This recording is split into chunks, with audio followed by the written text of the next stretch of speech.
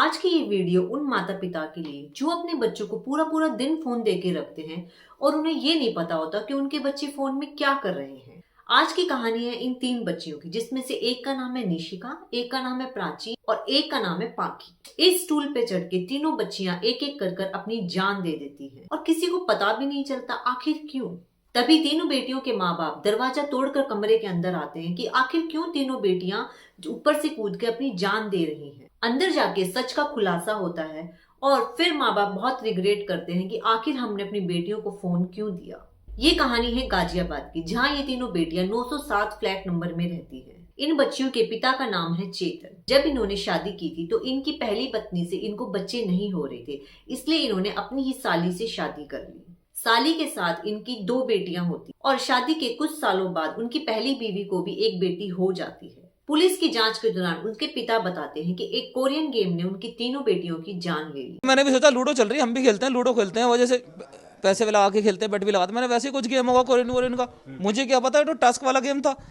इसके पहले का टास्क कोई टास्क ऐसा था जो खतरनाक था? कोई नहीं था। रात को फोरेंसिक वालों ने बताया मुझे, फोरेंसिक वालों ने कि ये आपका बच्चे गेम में थे, आपको पता ही नहीं था। मैंने कहा सर मुझे क्या पता, मैं तो काम में बिजी रहता हूँ, स्टॉक मार्केट करता हूँ।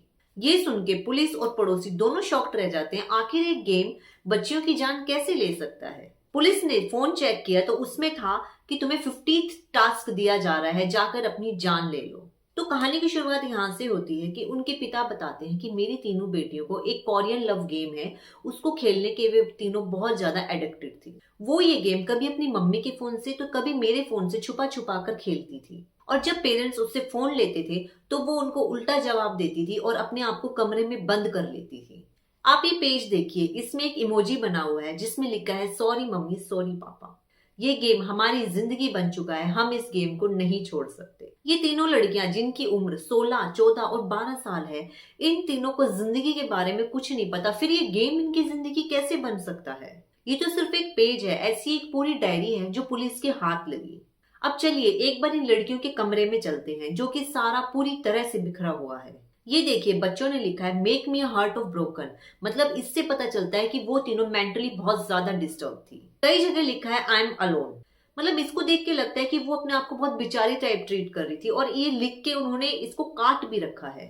वो बार बार ये लिख रही है कि हम अकेले हैं, हमारे पास कोई नहीं है। मतलब इन लड़कियों के मन में बहुत कुछ चल रहा था, लेकिन वो किसी को बता नहीं पा रही थी। और सबसे चौंकाने वाली बात यह है कि ये तीनों लड़कियां पिछले 2 साल से स्कूल भी नहीं जा रही थी।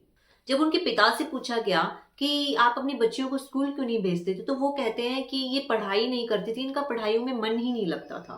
हमेशा तीनों अकेली कमरे में रहती थी, इसलिए मैंने इनकी पढ़ाइयां छुड़वा दी। मतलब कोई पेरेंट्स ऐसे कैसे कर सकता है? अगर ये तीनों लड़कियां ऐसा कर रही थी तो स्कूल छुड़वाना क्या सोल्यूशन होता है? अगर वो स्कूल जाती, फ्रेंड्स बनाती, अपनी बातें शेयर करती, तो शायद वो आज इस मरने की कगार पर नहीं होती। उनके पिता बताते हैं कि जो बीच वाली बेटी थी वो उन दोनों को ऑर्डर देती थी। उसने लास्ट टास्क बताया कि अब हमें मौत को चुनना है।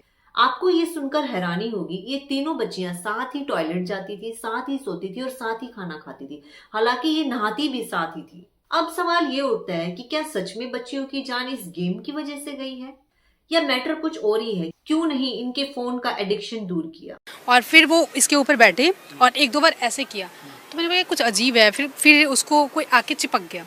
वो छोटे बच्ची उस पे आके चिपक गई गोद में एकदम। अटेम्प्ट फ्रंट से नहीं किया है, अटेम्प्ट बॉडी फ्री करके किया है। तो वो आदमी इसके ऊपर ऐसे बैठा और अपने आप को नीचे गिरने की कोशिश, पकड़ने की कोशिश कर रहा था, बार बार अपनी ओर खींचने की कोशिश कर रहा था, मतलब 2 और 3 बार यूं ऐसे। अच्छा। बहुत बड़ा हादसा है। सबसे बड़ी बात तो ये लगता है, मतलब एक बच्चा, मतलब इस तरीके से, अब सोचो कि मैं भी जब भी विंडो पे देखूंगा, 3 बच्चे हमेशा मुझे यहाँ पे दिखाई देते थे, अब वो दिखाई नहीं देंगे। अब जानते हैं कि ये कोरियन लव गेम क्या है, जिसकी वजह से ये इतना बड़ा हादसा हुआ। इस गेम का कॉन्सेप्ट है प्यार, जलन, राज, भरोसा और धोखा। मतलब आप खेलेंगी तो फोन में, लेकिन आप जिससे बात करेगी वो आपका डिजिटल बॉयफ्रेंड होगा। जो भी वो बॉयफ्रेंड कराएगा वो सच वाला काम होगा। इसमें 6 से 12 बच्चों का ग्रुप होता है, जिसमें लड़कियां अपने हिसाब से लड़के को चुनती है और लड़के अपने हिसाब से लड़कियों को चुन सकते हैं। ग्रुप बनाने के बाद, ये कुछ स्टेजेस पार करने के बाद, इसमें कहा जाता है कि ये जो लड़का आपने चुना है ये अब आपका हो गया। कुछ सीक्रेट जरूर होते हैं, इसमें आपको एक सच्चा प्रेमी ढूंढना होता है, और इसमें आपको डिजिटल बॉयफ्रेंड और डिजिटल गर्लफ्रेंड की तरह रिश्ता निभाना होता है। और उन 6 में से कोई भी आपको एक धोखा दे सकता है। मतलब कि डिजिटल बॉयफ्रेंड एक साथ 2 लड़कियों को भी घुमा सकता है और एक लड़की 2 डिजिटल बॉयफ्रेंड को भी घुमा सकती है। इसके लिए उनको पॉइंट्स मिलते हैं। आप जैसे जैसे इस लेवल्स को पार करते जाते हैं, आप अपने बॉयफ्रेंड के और करीब आने लगते हैं। अब इसमें लड़का 1 है, लड़कियां 6 हैं, तो वो 6 लड़कियां उस लड़के को इम्प्रेस करने की कोशिश करेंगी। इसमें कई राउंड है। पहला राउंड है कि उस लड़के को बात करने के लिए मनाना। राउंड 2 में उसके साथ इमोशनली बातचीत करना, कुछ भी ऐसा इमोशनल लिखना जिससे कि वो लड़का इम्प्रेस हो जाए। राउंड 3 में इसको और रियलिस्टिक बनाने के लिए दिखाते हैं कि आपको एक जलन की भावना पैदा करनी है। एक खिलाड़ी 2 लड़कियों से चैट भी कर सकता है। लड़का एक को ध्यान देगा और एक को इग्नोर करेगा, तो दूसरी लड़की किस हद तक गुस्सा दिखा सकती है। ये तो मतलब ऐसा ही हुआ जैसे आप रियल लाइफ में इमेजिन कर सकते हैं। राउंड 4 में राज का पता चलना। कोई सीक्रेट मानो अपने डिजिटल बॉयफ्रेंड को बताए और वो किसी और से आपको पता चल रहा है, दैट मीन्स आपके बॉयफ्रेंड ने आपको धोखा दे दिया। लास्ट एलिमिनेशन राउंड, इसमें सबसे ज्यादा शक पाने वाले को बाहर कर दिया जाता है। मतलब इस गेम में एक सभी खिलाड़ियों को सच्चा प्यार करना होता है।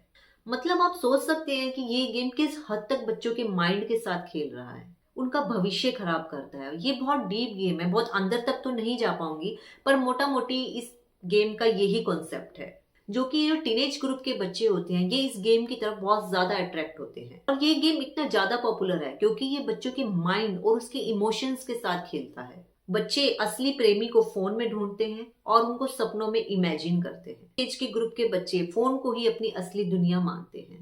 इसलिए कहते हैं कि आज के पेरेंट्स को अपने बच्चों से एडवांस रहना होगा। आजकल के टाइम में बच्चे ऑनलाइन क्लास के बहाने फोन में लगे रहते हैं, लेकिन नहीं, आपको अपने बच्चे का दोस्त बन के रहना होगा। पेरेंट्स सोचते हैं कि बच्चा फोन में पढ़ रहा है, लेकिन नहीं, ऐसा नहीं होता। बच्चे फोन के बहाने गेम खेलते हैं। आपको अपने बच्चे का दोस्त बन के रहना होगा और उसकी फोन की एडिक्शन बिल्कुल बंद करनी होगी। आपका इस बारे में क्या कहना है, कमेंट करके जरूर बताएं। Thank you.